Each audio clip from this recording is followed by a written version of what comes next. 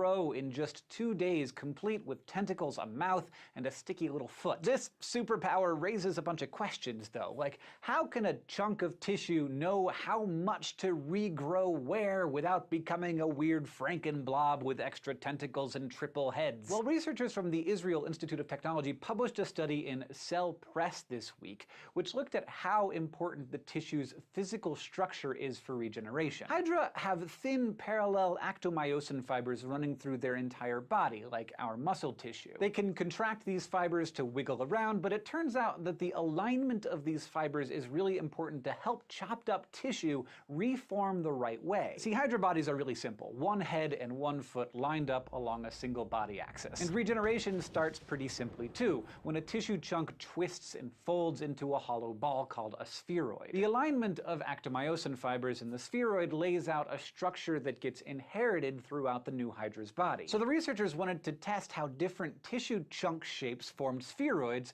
and how that affects regeneration, because it can get real bad real quickly. Square tissue chunks folded really well because the actomyosin fibers were stable and aligned, and the outer edges were flexible and could follow those fibers' lead. On the other hand, slices of Hydra shaped like closed rings didn't fold so well and formed spheroids with different regions of actomyosin aligned in different ways. So these regenerated Hydra were more deformed and usually had multiple body axes, like 2 mouths and 2 feet. Open rings did even worse. That extra cut made figuring out actomyosin alignment even trickier. But here's the thing. When the researchers threaded thin platinum wires into these ring-shaped fragments, they were more likely to regenerate correctly and do it faster, maybe because the actomyosin fibers had more of a guide. This new research supports the idea that it's not just chemical signals that matter in growth and development, because physical forces influence cells in lots of ways too. And even though Hydra regeneration is a little more extreme, it's similar to how we humans heal wounds and develop as embryos. So there's a lot we can learn about ourselves from these squishy little tubes. Thanks for watching this episode of SciShow, brought to you by our patrons on Patreon. Thank you especially to our President of Space, SR Foxley. Thank you, SR. Additionally, we have just launched a podcast that we would like you to be interested in if you are an adult person, because it is just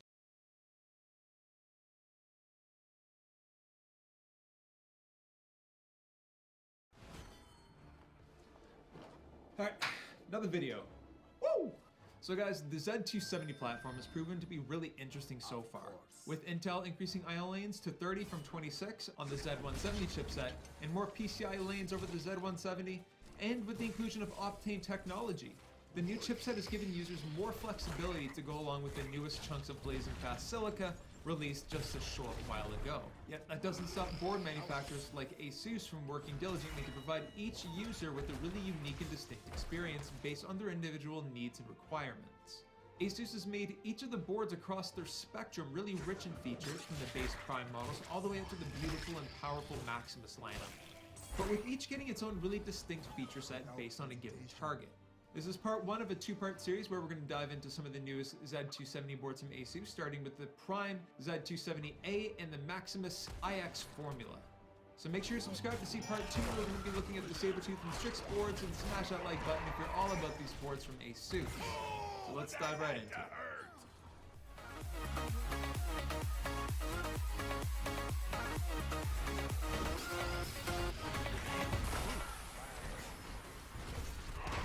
While they share the same chipset and base feature set, there's a lot that can be made regarding the differences between these two boards, and a lot of it will come down to the target consumer and ultimately the final use case. You can game on both, of course, but it's the additional features, aesthetics, and some of the component choices that really set these two apart. The Maximus 9 formula is a high-end, enthusiast-level board targeted towards gamers and liquid cooling enthusiasts that provides a blank canvas and the right tools and feature sets that enable complete control over cooling, aesthetics, and overall performance.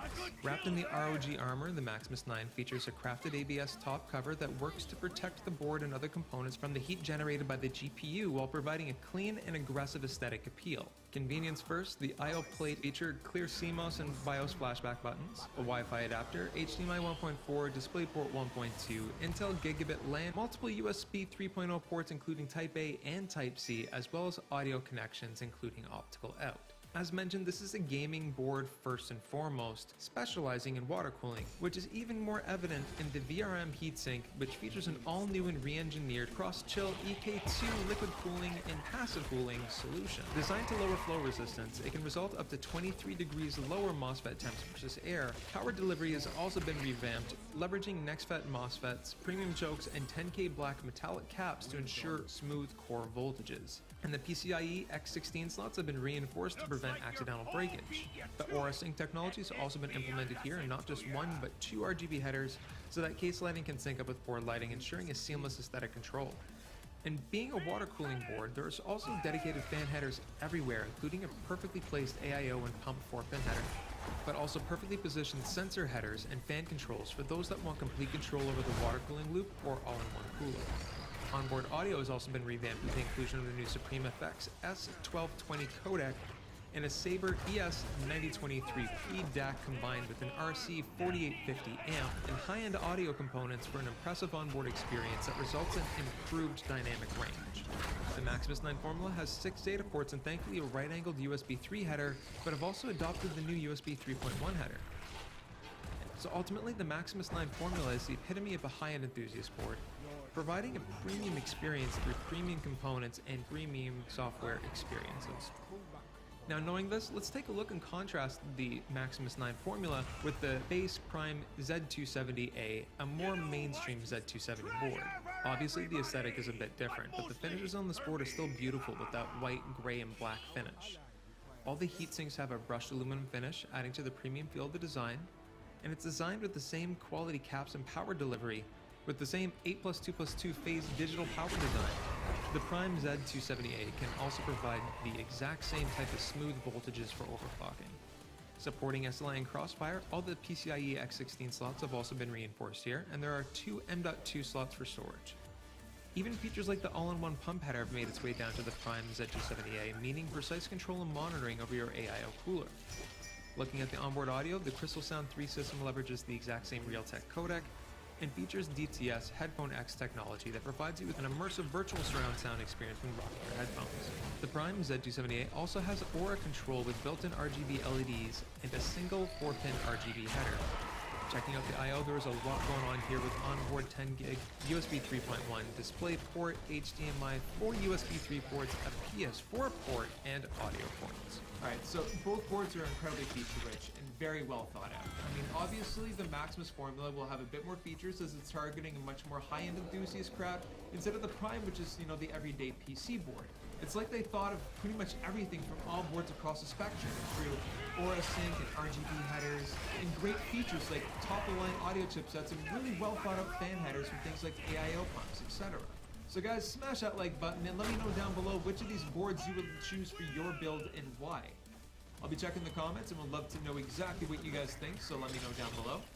Alright guys, so thanks everyone for tuning in and spending just a little bit of your day with us. Subscribe if you haven't subscribed yet, and watch those sub boxes because we got new videos coming in the next couple of days.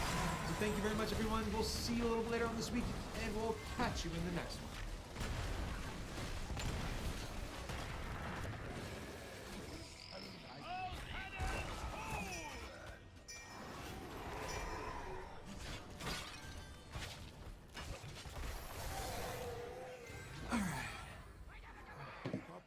Man, I had one hell of a week last week. If you guys follow me on Instagram, you know I recently moved from the urban dungeon of a 2-bedroom apartment to this house north of Toronto, which is awesome. But the amount of IKEA stuff I had to put together was absolutely disgusting. I mean, like my entire body was covered in these little cardboard cuts. And I'm only starting to get the feeling back in my fingers. But with all that being said, one of today's news stories got me thinking back to when I really started getting into PC tech. You know, building my first PC and the GPU that I bought with my own money and not the AGP card that my dad and I bought to play the NHL series back in the day for our Dell. It was the XFX GeForce 8600 GT Fatality Edition, and 2009 when 1 gig of DDR2 was awesome and I wanted to play Crysis. That didn't work out so well. Let's get into the news.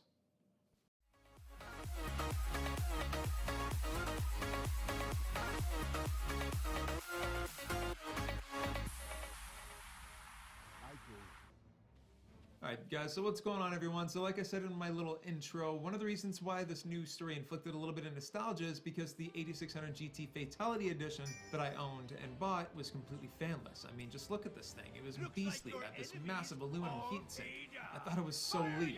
And all of this came back to me because, well, Pallet just announced a completely passive GTX 1050 Ti. I mean, liquid cooling gets all the attention, but passive cooling is just insane. It's complete silence. Unless you like coil one.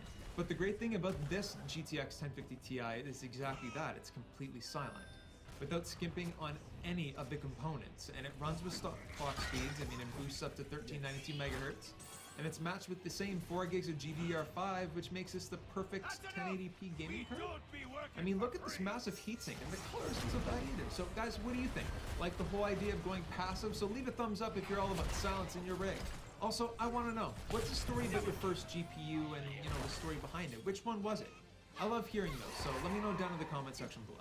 Alright, so AMD keeps on having more leaks around Ryzen as we get closer to the undisclosed launch date. I mean, the hype train needs something to run on, doesn't it? So it looks like AMD is going to be supporting Windows 7, which is interesting, and digging a little bit deeper, it kind of makes sense. Apparently 40% of PC users are still walking Win 7. Apparently 40% of PC users are still rocking Win 7 and haven't made the jump to Windows 10 despite the free upgrade. But that's not the massive news. A new leak to Ashes of Singularity benchmark showed the 8-core 3.6 flagship boosting up to 4 GHz, going head-to-head with an Intel 6950X.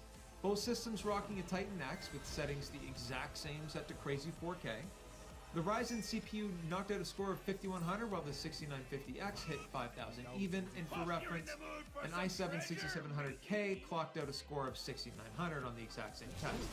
So let's temper those expectations a little bit. But again, with the hype train in full motion, the world is waiting patiently with bated breath to see exactly what the chip can do, and it's going to be really interesting to see clock for clock performance as well as the value proposition. So guys, what do you think? Let me know down in the comment section below, and let me know with a thumbs up or a thumbs down if you guys are excited or really not excited for the new Ryzen chip. And sticking with AMD and Ryzen, ASUS just announced 2 X370 boards, the Crosshair 4 Hero and the Prime. With the Crosshair following that gorgeous chromatic design language that gamers love with RGB control, water cooling headers, and Supreme FX audio. With the Prime rocking that black and white Stormtrooper design aesthetic, again with the RGB and isolated audio. So it's starting to look real, people, because these boards look amazing. So guys, if you're looking and hoping to build a Ryzen PC, which board of the two would you choose? Smash that like button if you're feeling like you like these new X370 boards from ASUS, and stay tuned for more information as we get closer to the launch date, which can't come fast enough.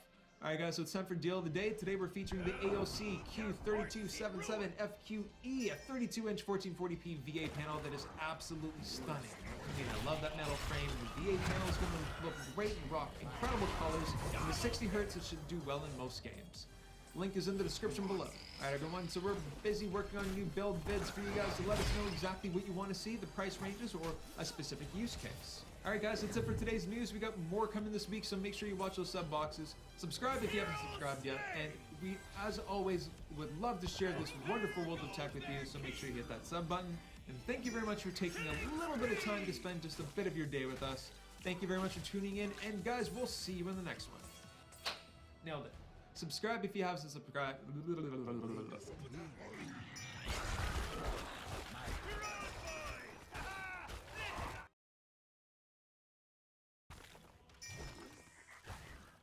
There's Ryzen information leaking everywhere, so I'm gonna do a news roundup. It's early February 2017, and this is the Ryzen news that is hitting the presses all over the place.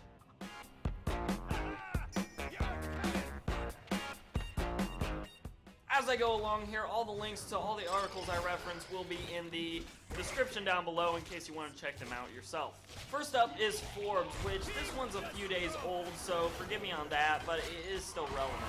Forbes has an article out that says that the 6-core AMD Ryzen processors are still in play, so we'll still have that 6-core 12-thread variant that we thought briefly might not exist at all. Before, it looked like it would be 4-core 4-thread, 4-core 8-thread, or 8-core 16-thread, but now it does look like the 6-core 12-thread part does exist from AMD. Forbes is also reporting that Intel may be set to react very quickly to AMD's Ryzen processors. it looks like there will be a 7640K, which could be an i5 4-core 8-thread part. Intel's never done that before with the i5s. And it also looks like Intel could be set to release the i7 7740K, which would just give you a little bit more clock speed, probably some better thermals, you know, better efficiency, that sort of thing, for the Kaby Lake processors. Guru3D.com has an article out right now that talks about the size of the Ryzen processor. The processor is said to fit on a 10% smaller die area than the current generation Intel offerings, which would mean, at least you would think, that the AMD parts may be a little bit more efficient than their Intel counterparts. Taobao.com has a listing, and by the way, if you don't know what Taobao is, then we forgive you. Essentially, the way Guru3D describes this is that it's the eBay of China, so take that for what it is. But Taobao.com has a listing for a 4.2 GHz AMD Ryzen processor with a price tag of roughly $290 USD once it's converted to, you know, dollars. And what's also interesting for that 4.2 GHz part is that it is listed as having a February 28th release date, which means we could sneak the AMD Ryzen processors at least officially launching just inside that March window that we have been hearing about for a few weeks now. As I said, make what you want of these rumors, and all the links for everything I referenced are in the description down below. If you like this type of content, give me a like as well down below. Subscribe, share, all that sort of thing. Those things help me out a ton. You can follow me on my social media at Hoosier Hardware, both Instagram